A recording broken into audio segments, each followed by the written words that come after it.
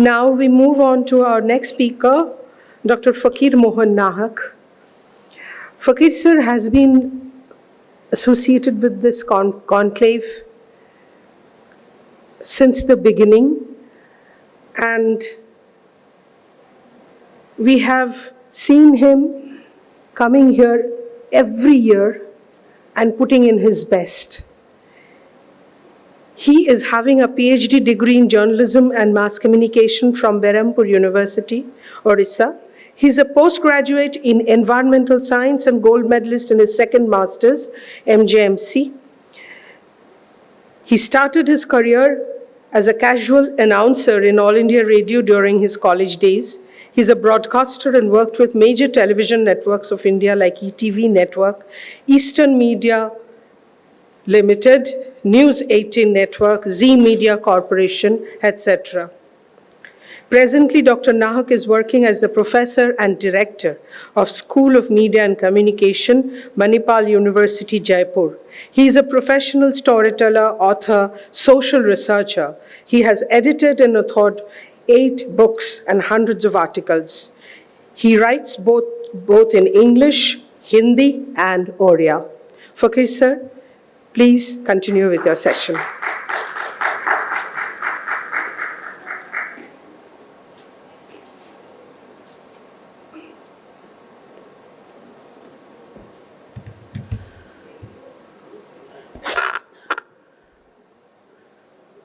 मन्नाथ श्री जगन्नाथ मद्गुरु श्री जगद्गुरु मदात्मा सर्वभूतात्मा तस्मै श्री गुरवे नमः। सारे गुरुओं को मेरा प्रणाम, जो मेरे सामने बैठे हैं, जो मंच पर बैठे हैं। Today's topic is trust and twist in digital gatekeeping. I have a presentation. I would like to request to start my PPT there.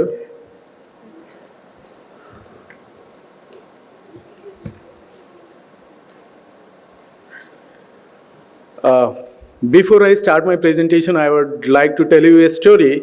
I think you all must have heard about Adi Shankaracharya, who established or renovated all those 4 dham, just like in different, in northeast, west and south, you can say news, right? Adi Shankaracharya established 4 dhams in India.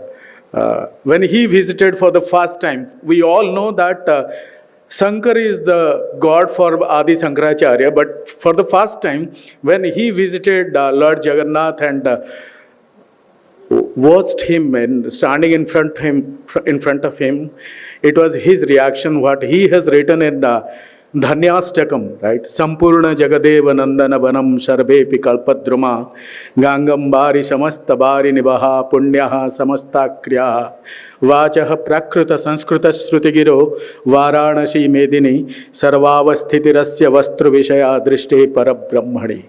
For him, Lord Shiva was the god, but for the first time when he met Lord Jagannath or watched Lord Jagannath, he interpreted him as Shiva.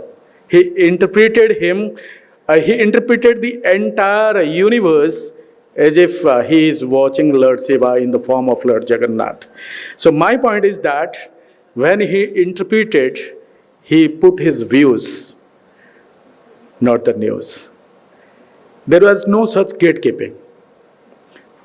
But from time immemorial, we have gone through the practice that people involved in gatekeeping, particularly when the information was shared with masses, when the information we intended to share with masses, with the public, in the interest of public, the gatekeeping was intended. But unfortunately, it was misutilized. The information that was required for public also retained by the editors or by the editorial team, or you can say because of the political intervention and other things, it was not shared properly. But when it came to the digital age, you don't have any option for gatekeeping. If being the editor of a channel or being the editor of a newspaper, if I am trying to block any information or to seize any information before sharing it, then there comes a problem that it is available in public domain and others have that access. That is the reason why I recall one of my professional experience when one of the news editors told me that we have to use WhatsApp as the means for sharing the information. You know, in television, the biggest challenge is to get the visuals instantly. In that case, it was made mandate that everybody has to use WhatsApp to share the information. Unfortunately, I'm sharing one experience, how when the gatekeeping fails, how you land into trouble. We got a visual from an unknown source and our reporter was so excited and he encouraged the editor that we should go for this and we should break it. It is an exclusive story. We have to present it, and we, unfortunately, after repeated requests and reminders that please go for cross verification of the information, and unfortunately that story was aired and ultimately the channel went to legal hassles and into legal trouble because it was not verified and what we claimed it was not true. That is the reason why we need gatekeeping. Yes, please go ahead. We live in a world where the first interaction we start with reality is not by people but by algorithms, platforms. You just think, in the morning when we start our day with Karagri Vasate Lakshmi, then what we say? First we check the mobile phone. Is there any message for us? We check our WhatsApp, right? And we check our social media platforms. Is there any information for us? And that information, whether it is true or false, whether it is of the real world or it is manipulated, we are not aware of it. There is digital gatekeepers decide what we see, when we see it, and how we engage with it. That is the reason why when you are posting something and you are checking how many views, how many likes, how many comments. That means somebody is controlling it, and once you started liking a particular kind of content, then after you will find that the similar kind of content is popping up for you while you are using it. So that is the biggest challenge, because what exactly you need, the variety you need, you are not getting that only because once what you have liked, that is identified, or you can say used by AI and algorithms, and they are showing you similar kind of content. And today, gatekeepers, search engines, social media feeds, content moderation bots, and recommendation system, and even influencers who reach rivals media houses. Just think. आप लोगों ने देखा होगा एक advertisement, मैं पहले बहुत मोटा हुआ करता था, जब से ये फलाना फलाना ड्रिंक पीता हूँ मैं बहुत अच्छा हो गया हूँ और मैं प्यारा लगता हूँ, मैं हैंडसम लगता हूँ, आज मुझे हर कोई पसंद करता है, लेकिन पहले मैं बहुत मोटा हुआ करता था. Yeah, I think you almost have gone through that. Right? What is that?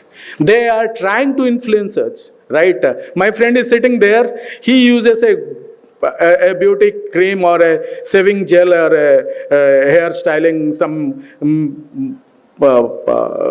chemicals, some medicines. Why should I be interested in that? Why I am shown that? Because he is my friend? Because I am in his contact? Because I am following him? That's why whatever he or she is endorsing, it is showing to me, and simply they are persuading us to go for that product.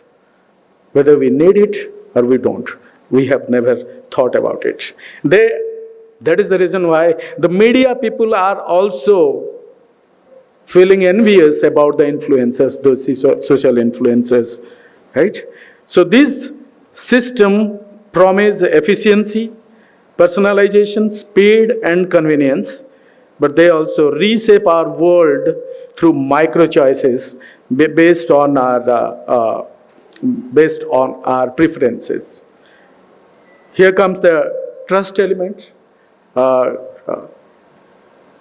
Why we trust social media or why we trust digital media? Because information comes quickly and easily, and algorithms tailor our content to our based on our past behavior, and basically machines are assumed to be unbiased. Whatever information we are getting, we feel that they are unbiased. That's why we start trusting them. But trust in digital gatekeeping is often unquestioned trust. We have never raised question on that, built not on transparency but on habit. We trust Google because it appears fast. We trust the trending stories because it is viral. We trust the content recommendation because it feels right. A trust without accountability is fragile. We have never raised question on trust. And what is the twist? Without our knowledge, the twist creeps in. Without our knowledge, the twist changes the story and we become habitual to it and we accept it. Algorithms amplify extremes because extreme grabs attention. I have given you the example. If I liked one or two video on a particular genre or of a particular nature, then all the stories that are appearing, that even I'm getting the extreme stories. Why? Because I have shown interest to that. And why algorithm shows us the extreme content? The reason is it drags more attention. Filter bubbles isolate us into comfortable, self-confirming digital worlds. Manipulation becomes scalable, whether by misinformation networks, political actors, or profit-driven recommendation systems. Data biases reproduce societal biases in hiring platforms, content moderation, search results, and even AI decision making. The twist is not always malicious. Sometimes it is simply the byproduct of optimization, algorithms that prioritize engagement over integrity. When trust meets twist, trust is fine, twist is fine, but it is a deadly combination when trust meets twist. The combination of deep trust and hidden twist create a perfect storm. People accept misinformation as truth. Real expertise competes with manufactured authority. Vulnerable groups face higher risk from biased system. Nowadays, you must have marked that on social media, everybody is a stock market expert. Everybody is saying, join for me for 5 minutes or 10 minutes. I will tell you, I will recommend you three shares. You will purchase that overnight. You will become a millionaire, billionaire. You will earn lakhs of rupees. And ultimately, the small investors, the poor people, those who want to become, what you can say, rich overnight, they use it. So ultimately, the credibility of digital system themselves erodes in that. That is the reason why we need gatekeeping, and a gatekeeping ecosystem that is transparent, accountable, and human-centric. There should be transparency, and there should be human in loop. Because if I choose something to watch, I choose something to consume, I may be a prosumer, I may be a consumer, I may be a creator, but at the same time, whatever I am accessing, I must have it say there. So ultimately, I will come to the conclusion that trust is the currency and gatekeeping is the architecture. If we allow twists, biases, manipulations, and distortions to dominate that architecture, the cost is societal. Truth becomes negotiable. Thank you. Thank you very much.